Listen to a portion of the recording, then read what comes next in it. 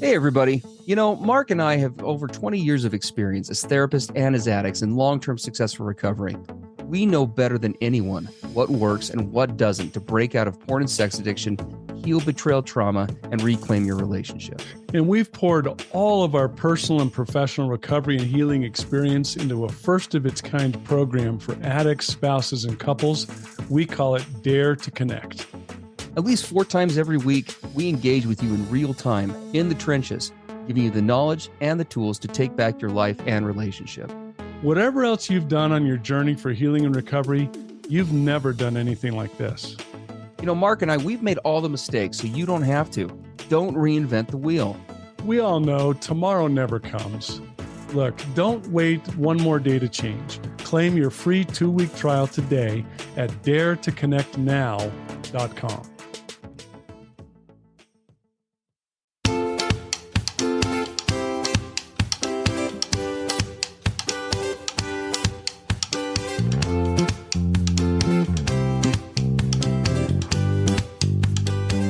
Hey, everybody. I'm Steve Moore. And I'm Mark Castleman. We know the pain and heartbreak of porn and sex addiction.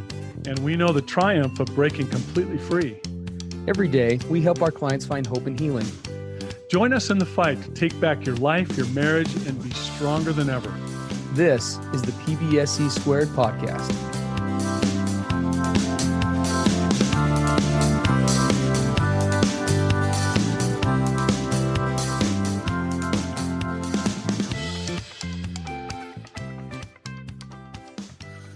Hello and good morning, everybody. Welcome to the PBSC podcast. Mark Castleman, along with myself, Steve Moore here. Good to be with you guys today.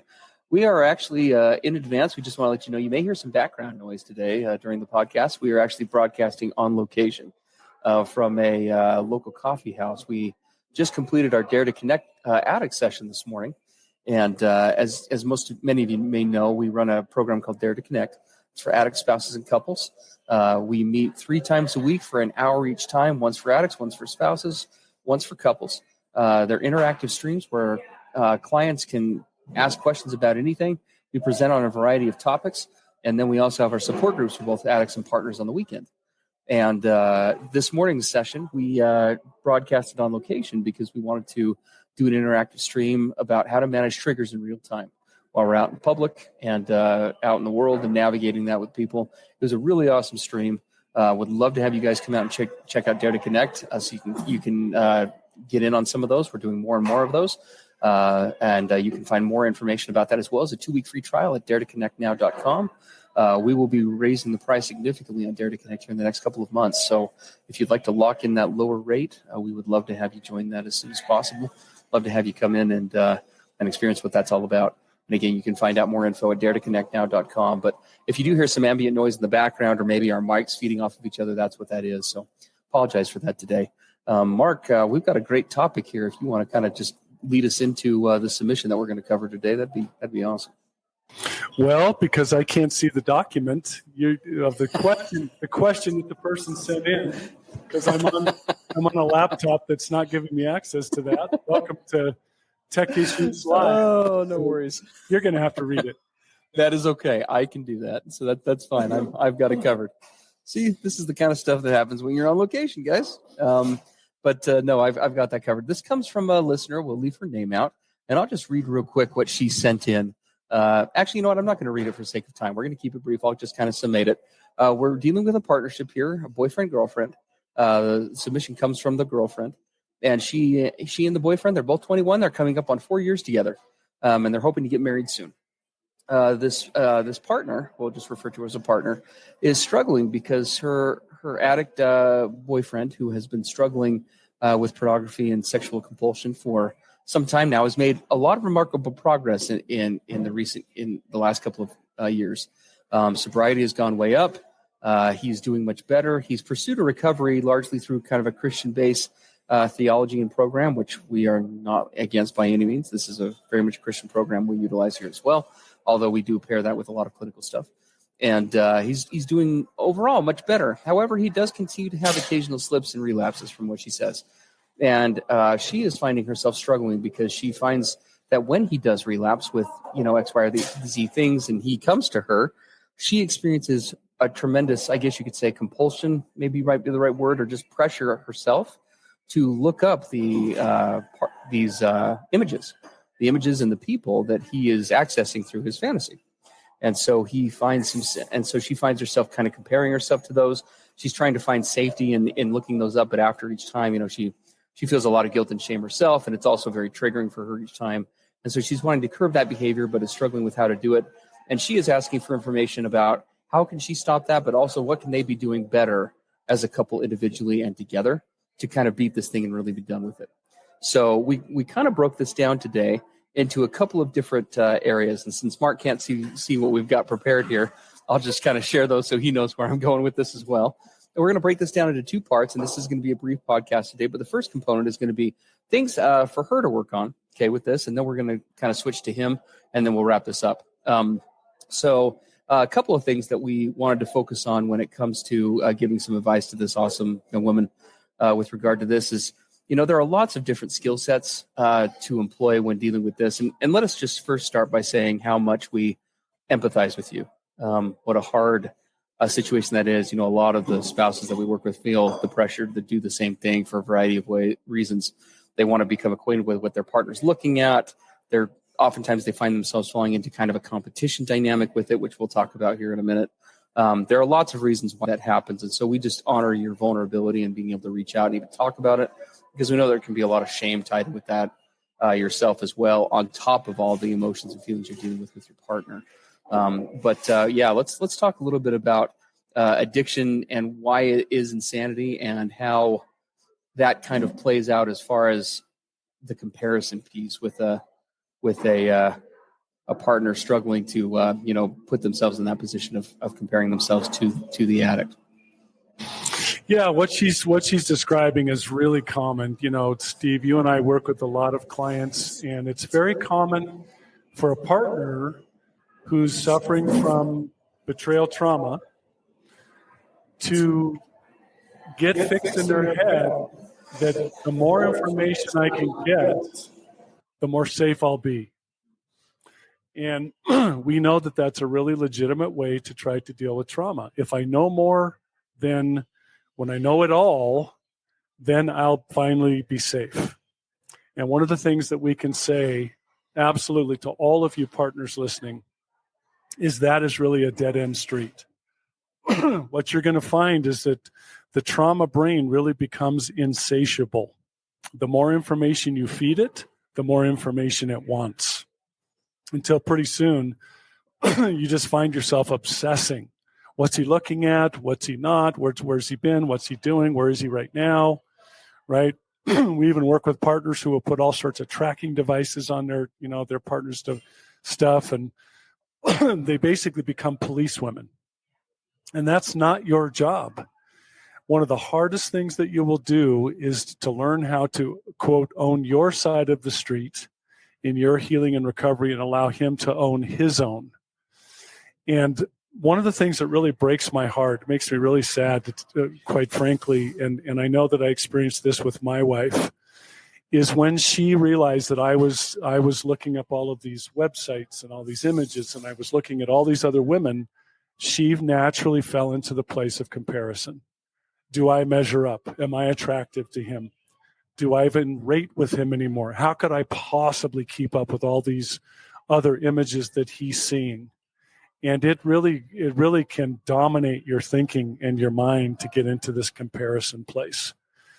And it's one of the reasons why it's so important to not allow yourself to buy into the trap that if I have every single detail of information, I'll be safe. It's actually the opposite.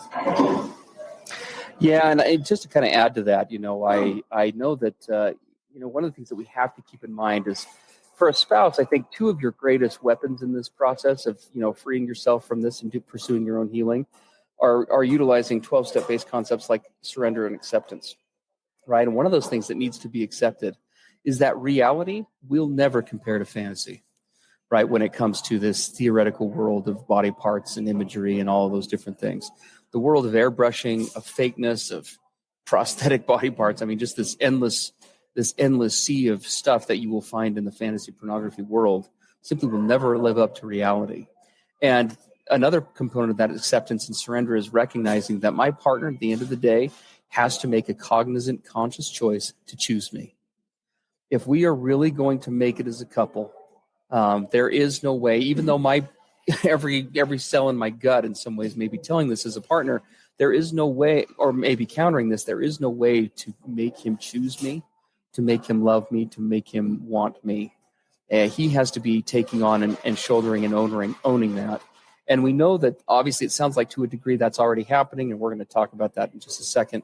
But that is something you're going to have to continually kind of remind yourself of is that there is nothing to find in the barrel of looking at what he's looking at that is going to net me a positive overall, right? There's going to be more trauma for me and more comparison there than there will ever be safety. And again, we can connect why that happens, right? There's that curiosity, I want to make sure that I'm measuring up, or in some cases I might even find myself competing with it.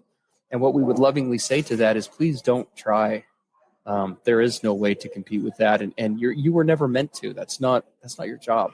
So, well, and Steve, another thing that a partner will be asking is, well, don't I need to know what he's attracted to see if he could ever be all into me or not? Here's the thing for all your partners. These addiction behaviors, there's a reason we call addiction insanity.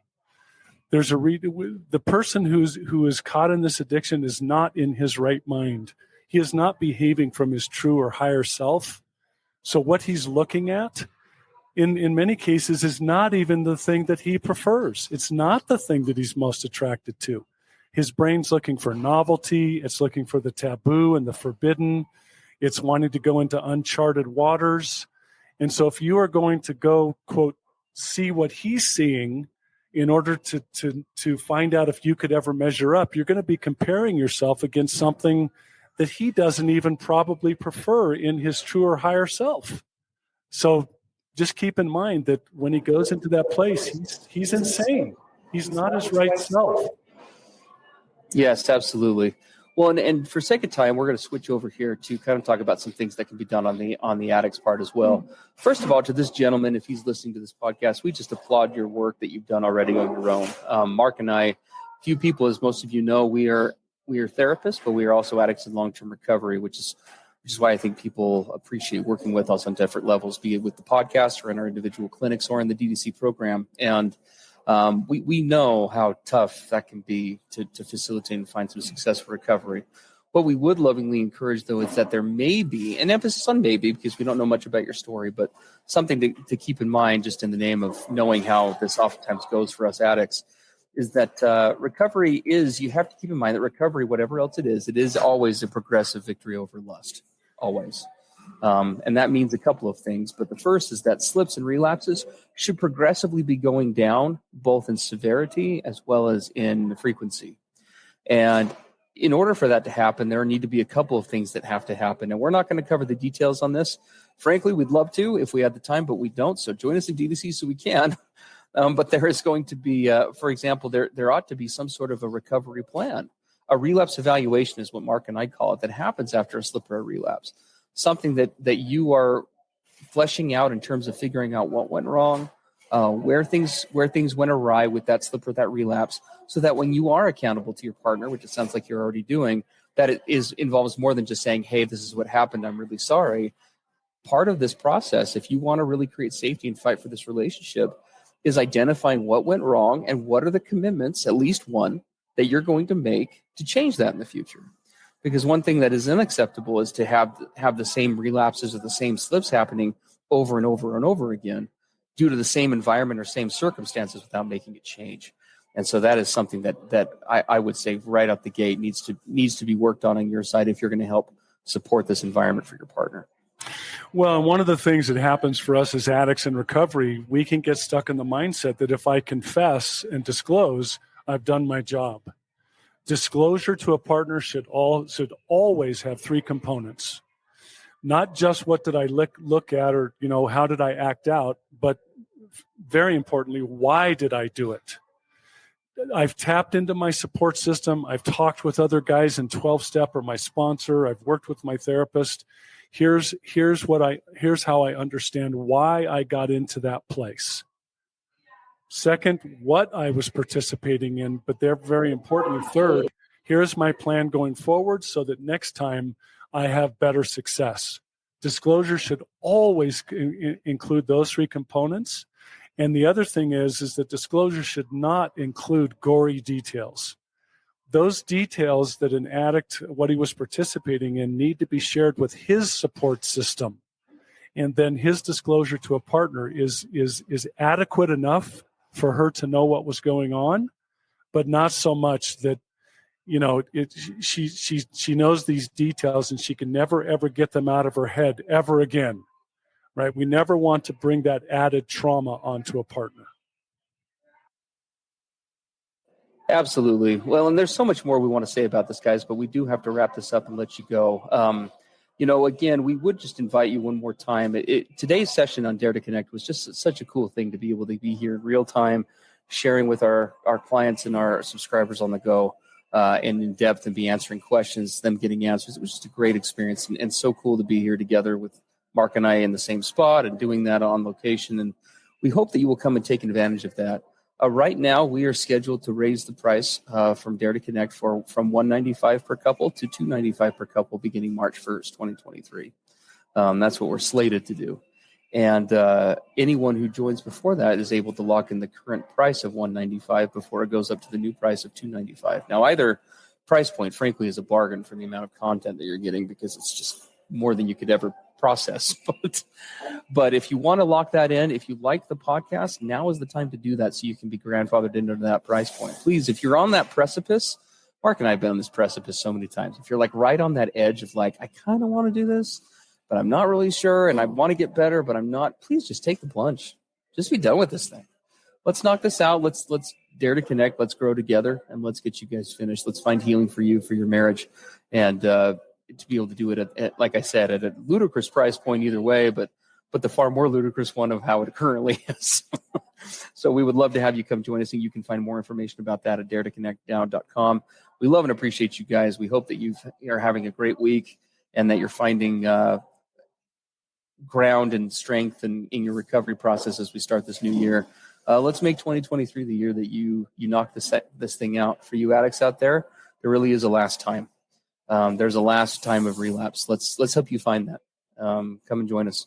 And as always, you're welcome to send in submissions to the podcast if you would like for brief answers at pbsepodcast.com at the contact form down at the bottom. We'd love to hear from you. Other than that, have a great rest of your week, and we will talk to you next time. Everything expressed on the PBSE podcast are the opinions of the hosts and the participants and is for informational and educational purposes only. This podcast should not be considered mental health therapy or as a substitute thereof. It is strongly recommended that you seek out the clinical guidance of an individual qualified mental health professional. If you're experiencing thoughts of suicide, self-harm, or a desire to harm others, please dial 911 or go to your nearest emergency room.